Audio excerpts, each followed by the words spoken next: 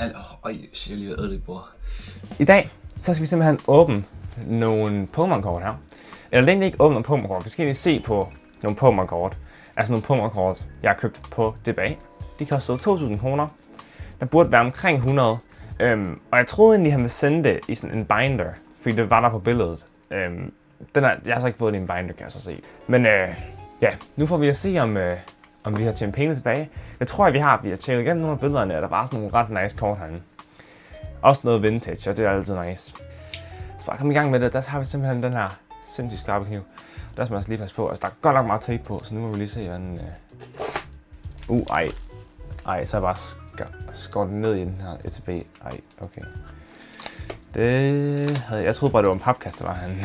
Ej, og jeg er bare helt skåret. Okay. Væk med det der. Lad os da kigge. Jeg tænker simpelthen bare, at vi tager kortene en gang, fordi... Ja, okay. Hvad fanden?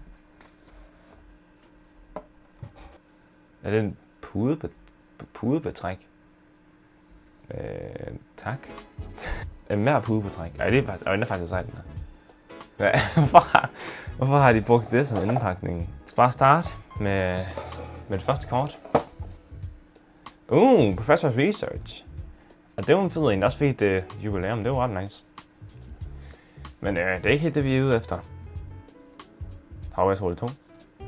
Okay, der er sådan en her, lidt random. Nogle V-kort, de er også altid nice. Jeg kan faktisk bedre lide V, end jeg kan lide EX. Melmetal. Altså, der er ikke nogen big hits her indtil videre. Lidt mere V. Vi vil jo gerne have noget, der er lidt dyrere end det her, men vi må se, hvad der kommer. Urshifu er altid nice. Tapu Koko. Tapu Koko plejede faktisk med mit yndlings-Pokémon, da jeg var barn. Zoroark. Altså, den her, er den ikke... Jeg ved ikke, hvad jeg snakker om. Jeg føler, den er relativt meget værd. Lugia, altid nice. Altså, de her EX-kort, ved jeg har bare mere til V-kortene. Greedent. Jeg kan godt lide Greedent. Er der 2 kort i? Jeg skal lige tjekke, det første, der var 2 kort i. Der er der ikke. Okay. Greedent. Infernape. Altså, der burde så være noget lidt vildere end det her, men man skal jo komme igennem alt det dårlige. Okay, Darkrai V. Og den er faktisk ret fed, den her. Den kan jeg egentlig ret godt lide. Alakazam V. Og igen, alt det her, det kommer jo op på vores hjemmeside, kadora.dk. Og det kan I købe. Og det er også fordi, vi har planer om at tage Hansens sommermarked, der er i vores hjemmeby her. Det vil være en måned eller 2. Så vi vil gerne have nogle kort til det. Så vi tænker lige, at vi kunne købe den her. Men indtil videre, jeg er sgu lidt skuffet. Jeg håber, der er noget bedre. Et lille card divider her. Det kan være det, fordi det er GX, der nu kommer. Okay, Mr. Mime. Ja, det er GX. Den er så fed, den her. Jeg kan ret godt lide GX. Jeg kan også lide den her. Du kan se, den er sådan en swirly pattern her. Den synes jeg er så ret fed. Kinesisk. Er det kinesisk? Er det japansk eller er det kinesisk? Jeg føler også, det er kinesisk. Nu ved jeg det altså ikke helt. Det er EX. Jeg tror faktisk, det var GX. Okay, der var mere EX. Eller GX. Lycanroc, den er altid fed. Zygarde. Det skal i hvert fald lige nogle nye sleeves, fordi de her sleeves, de har sgu ret mange ridser. Skal vi ikke lige tjekke standen på kortene? Altså, jeg håber jo på en near mint, men nu må vi se. Den har jo nogle ridser. Den er altså ikke så god. Den har altså set bedre dage. Jeg må lige kigge på nogle af de andre kort, men jeg håber ikke, de alle sammen er sådan her. Men altså igen, det er ikke så dårligt. Skal vi lige kigge på den her Lugia? Den ser lidt nyere ud også. Små ridser på forsiden. Bagsiden har også set bedre dage. Ej, okay, det er faktisk ikke så godt, hvis de alle sammen er sådan her. Det gør mig faktisk lidt bange. Okay, den er ret nice, her. Jeg må lige kigge kortene igennem igen, når jeg har lavet videoen færdig, men det må godt være lidt bedre stand end det her. Det må de altså godt. Articuno GX, kom så. Den er nice. Altså det er bare, Articuno, sindssygt fed på. Og mere card divider. Og så er vi tilbage til V. Okay. Se, det her det er jo lidt ældre kort. Det er jeg egentlig okay med, hvis den er i lidt værre stand. Og den er egentlig ret fin. Der er lidt white dernede. Hey, den er faktisk ikke dårlig, den her. Det ældre, det er egentlig helt fint med, det ikke er så god stand. Det er mere egentlig bare den nye, og det må godt være en near mint. Og indtil videre, første lille bund, jeg går igennem her. Der må jeg sige, det ser altså rimelig nice ud. Det er nogle fede kort, og det er jo det, der er vigtigt. Det er jo fede kort. Vi også have, vi får ikke at være værd meget, selvom, altså, tror vi der er en Charizard her. Nej, lad os lige vente til sidst. Hey, okay. Okay. Flying Pikachu V. Den her, det er jo sådan en, der er ret nice. Den er jo ret nice. Den må godt have god stand. Den vil jeg gerne lige tjekke lige med. Hey, okay. Flying Pikachu V Max og Flying Pikachu V. Altså, det er ret nice. Det er jeg faktisk ret glad for. Dem skal vi lige tjekke, hvad standen ser ud. Så har vi sådan en her Roserade. Den er også lidt fed. Okay, de her kort, de er jo ikke værd så meget mere. Men jeg kan ret godt lide dem. Den her Kyogre her, Shining Fates. Sindssygt nice. Et shiny kort her. Det er japansk, det der. Det er japansk. De er også ret fede. Okay, vi har faktisk noget ældre der. Er det Expedition, der har det der? Nu ved jeg næsten ikke. Okay, Milotic. Men den her, er det ikke? Hvis den er hollow, den er simpelthen hollow. Den er da værd ret meget, den her, er den ikke? Hvis jeg kigge på den her. Okay, den er... Altså, jeg ved ikke værdien på den her, men den er altså ret fed. Okay, den er faktisk fin. Okay, den er så fin. Ej, den er næsten... Turde man at kalde den near mint. Det er mindst ikke alle kortene. Skal vi ikke også lige tjekke standen på de her to? Okay, den er også bare perfekt. Der er bare ikke noget der. Ja. Okay. Jeg var lige ved at blive bange der med de første. Det er altså ret nice, at man har noget, der er lidt bedre stand. Okay, så ser jeg lige herover. Darkrai. Den er fed, mand. Den kan jeg godt lide. Og så har vi noget. Lad mig se. Det er jo, og jeg ved godt, det er Pokémon. Er det her? Det er Pokémon Go, det her. Men er det her Radiant Venusaur? Ja, tak. Altså, den er jo ikke værd så meget heller. Altså, jeg føler egentlig... Okay, jeg vælter lige mit andet kamera. Det må jeg så undskylde. Faldt lidt ned. Så har vi sådan en Regigigas her. Okay, Zoroark V-Star. Altså, de passer bare godt sammen, dem her. Og igen, det hele ser helt ægte ud. Der virker ikke til at være nogen fake kort her. Og det er også bare perfekt, fordi vi skal ikke have nogen fake kort. Altså, ud med dem. Er det her et kort, eller er det bare en sleeve? Det er bare en sleeve. Så har vi sådan en Melmetal V her. Nice. Dragonite. Come on. Alle kan lide Dragonite. Er det mere? Okay, 2 Dragonite. Okay, 3 Dragonite. Okay, hvad sker der lige her? Er der nogen, der samler på Dragonite? 4 Dragonites. Okay. 4. Okay, det er da lidt sejt. Så har vi lige Dragonite Collection her. Det kan noget. Kleavor V-Max. Eller V-Star, sorry. Unknown. Eller er det... Det er egentlig unknown. Unknown? Det ved jeg ikke.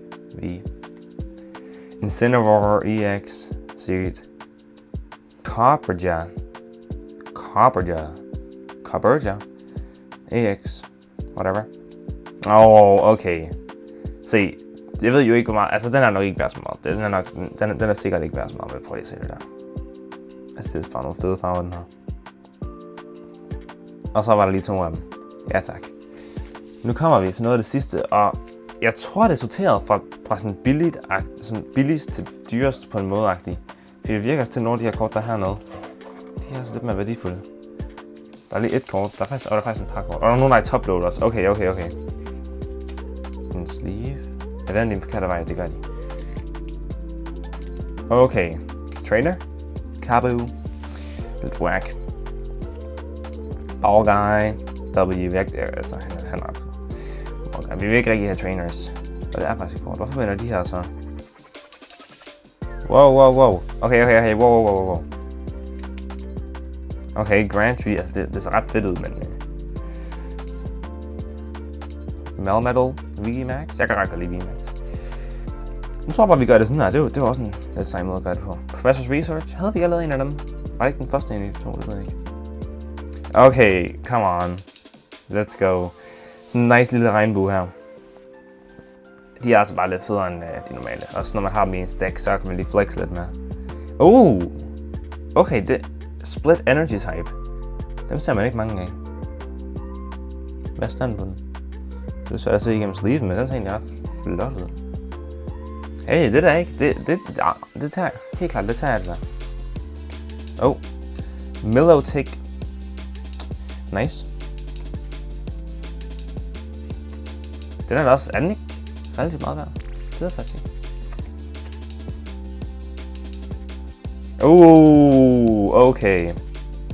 Okay. Okay, det er ret nice.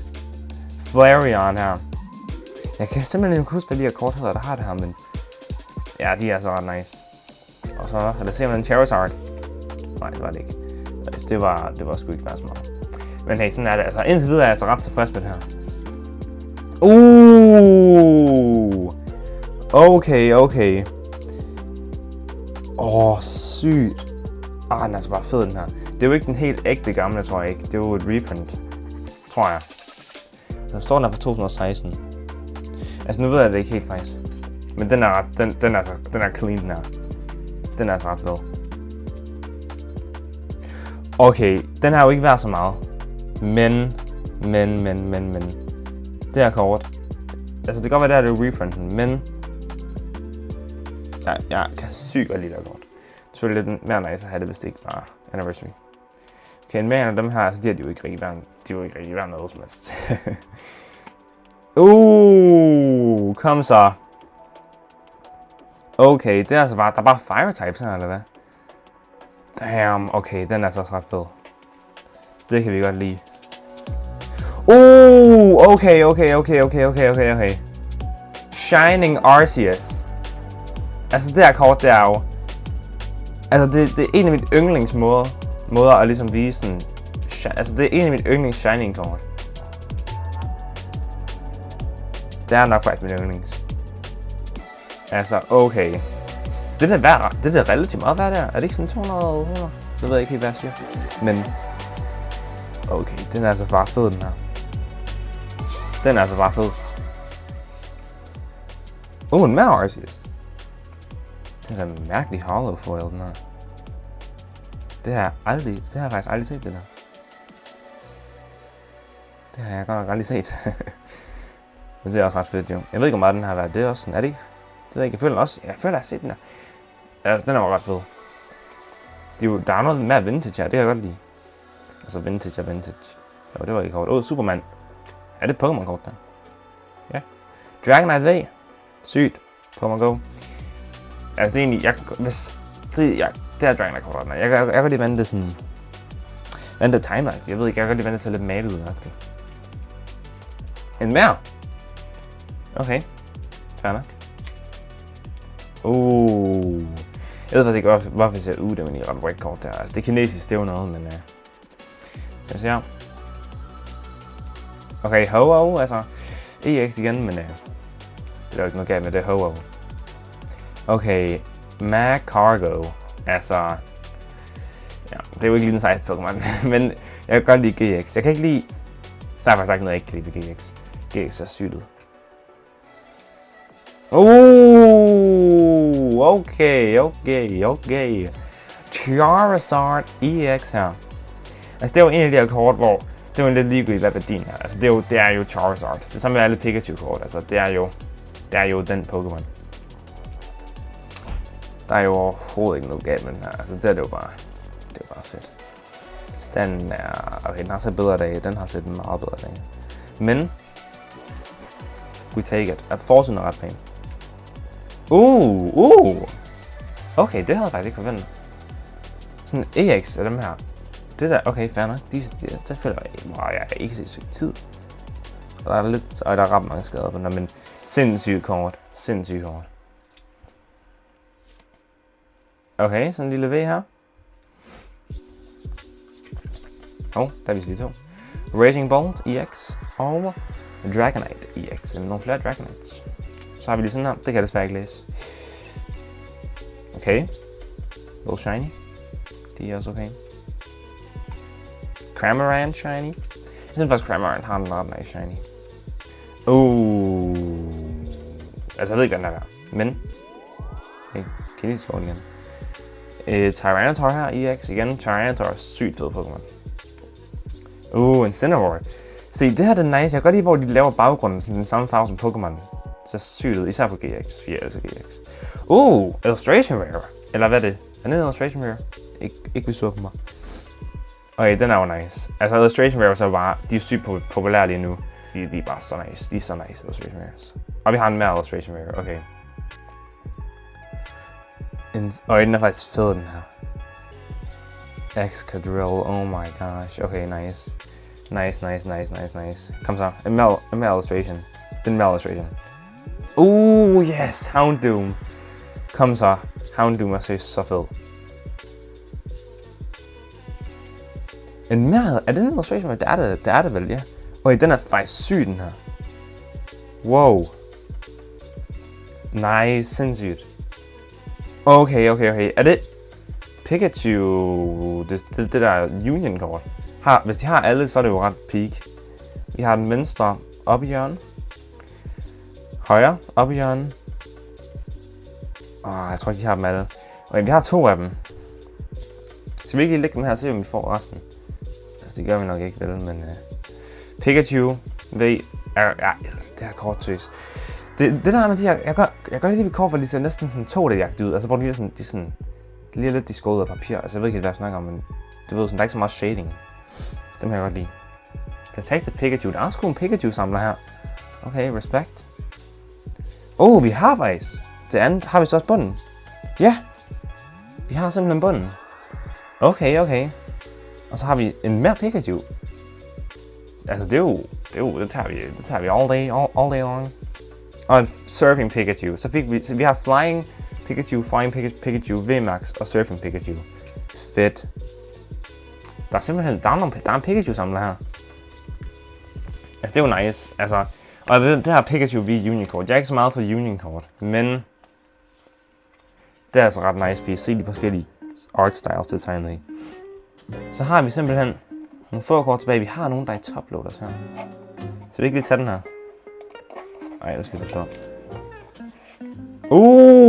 Den er rigtig fed. Nice. Skal vi vente med dem med toploaders, eller skal vi tage en? Der er 3, tror jeg. Hvad vi tager en? Okay, det er jo egentlig ikke det mest værdifulde kort, vi har set indtil videre. Men igen, sindssygt kort. Altså. Det er et virkelig nice kort, det der. Og jeg er glad for, at standen også er god på de her kort, faktisk. Så vi ser. Okay. Det her, det er fedt. Det er rigtig fedt. Okay. Altså, hvis du bare... Altså, det her kort, det er jo sindssygt. Det ser jo så godt ud. Altså, jeg elsker virkelig det her kort. Og det er jo... Det virker egentlig til at være rimelig god stand. Jeg kan ikke rigtig se noget udover os, for det er på toploaderen. Nice. Så var der lige en mere god en. Hvor mange kort er vi tilbage? Der er ikke meget. Lad os bare tage det sidste. Blaziken V. Nice kort. Vi vil godt have noget andet. Yes! En mere illustration rare. Den er bare clean, den her. Sheesh. Ups, ja, nu mistede den lige. Er den stand? Nu kan vi i hvert fald ikke sende til PSA. Nej, jeg joker. Ja, den er nice. Den er rigtig nice, den her. Kom så. Gengar, giv mig held. Okay. Vi tager det. En trainer. Vi tager det. Vi vil hellere have Pokémon, så hvor meget har vi tilbage? 4. Kom så. En mere trainer. Altså, jeg synes, den er ret fed. Den er ret fed, hvordan hun kaster den der Pokéball. Den er så her. Fair nok. Kom så. Okay. Nice. Mega Lucario EX. Altså, det her kort, det er. Altså også en mere moderne kort. Sindssygt nice kort. Flot stand. Rigtig flot stand. Sindssygt. Let's go. Der er 2 tilbage. Så vi virkelig tage den her. Der er 3 tilbage. Og lad os tage den her. Yes. Yes, en illustration rare. Og den er fed, den her. Den er fed. Let's go, okay. Lad os tage Mimikyu. Mel. Er den? Det er vel ikke en illustration rare. Men det ligner lidt. Crobat V. Fair nok. Sidste kort. Give me luck. Nej. Yes. Oricorio EX, altså det her kort, jeg har selv mange af dem her. Altså, de er bare nice, de her. Altså, de rører os hurtigt. Det gør de bare, altså. Det er jo Shinji Kano, der tegner det sindssygt fede kunstner. Oh my god. Og wow, man er faktisk flot sammen. Det er god centrering også. Let's go. Oh my gosh. Okay. Skal vi lige se bunken? Jeg tror, vi har tjent vores penge tilbage og mere. Første bunke her. Som du kan se her, det var bare så godt. Vi har Oricorion her. Megalucarion her. Til sidst var det faktisk rimelig godt. Der var lige en tidspunkt. Så har vi selvfølgelig Station. Altså, den er også bare fed. Og den her. Og nogle illustration her. Så Pikachu'sene. Ja, Pikachu'sene. Sindssygt. Og så nogle Flair. Vi har nogle mere illustration rares her. Nogle GX, nogle EX, nogle V, nogle Chinese her. Noget kinesisk også faktisk. Og så har vi selvfølgelig Moltres og Charizarden. Fedt, oh my god, fedt. Nogle her, nogle Pokemon Go, og så har vi den her Arceus, og der er Shiny Arceus. Den er så fed, den her. Seriøst, jeg er bare glad for at have fået den her. Den er også sindssygt Arcanine. Og Zapdos er også nice, og så den her Ninetales, den er også bare clean. Den er også bare clean, den er. Og Flareon også. Og Milotic, og der var sådan en anden i Milotic her, og sådan her Split Energy. Nogle trainers igen. Ja, den der første bunke, den er sindssygt god. Jeg løber så den anden bunke. Skal vi lige se den første bunke?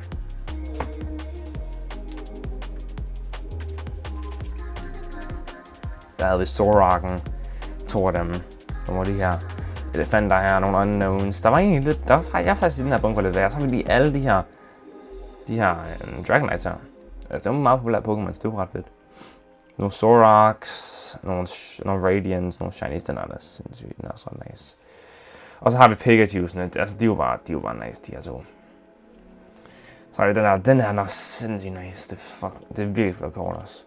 Og så har vi selvfølgelig, den her den ikke været så meget, men jeg kan godt lide, hvor de har de her regnbue baggrunden. Articunoen her, den er også fed. Den er også nice, men den er bare også selvfølgelig Laprisen her. Den er også, og Zygarden, der var der. Den er også ret sej faktisk. Hov. Darkrai igen. Tapu Koko, og så sidst Professor's Research. Og så selvfølgelig den her, den er ret fed. Også fordi vi har allerede den anden inde på vores hjemmeside, så man kan ligesom købe de to. Fordi det her kort, det hører faktisk sammen med en anden en. Det må være, nu kan jeg ikke huske, hvad den hedder, men den anden version af den her, den er sådan en Google-en, tror jeg. Den er herovre, og så kigger han på den, den er rimelig fed. Okay, så det var simpelthen, det var det. Vi fik nogle card dividers, hvad man nu vil kalde det. Vi fik den her fede ECB. Lidt skræmmer, men det var også mig, der gjorde det. Og så fik vi de her, ja, altså jeg tror det er pudebetræk. Det må det være, altså det ved ikke. Er det noget til hovedet? Nej, okay. Det er det ikke, det må være pudebetræk, tror jeg. Eller måske. Jeg ved ikke, altså de er jo også, det er jo noget. Det lugter dårligt. Okay. Lugter kort noget sådan. Okay, kort lugter fint. Okay, væk med dem der. Så det var simpelthen det. Og jeg synes faktisk, i forhold til alt vi købte der, så har vi faktisk tjent vores penge ret godt tilbage. Jeg er ret glad for det her køb, og der er nogle ret nice kort herinde. Vi skal lige tjekke stand på det, så også for det hele er god stand. Og så putter vi sleeves på. Og ja, tak for at I så med i den her video, og vi ses.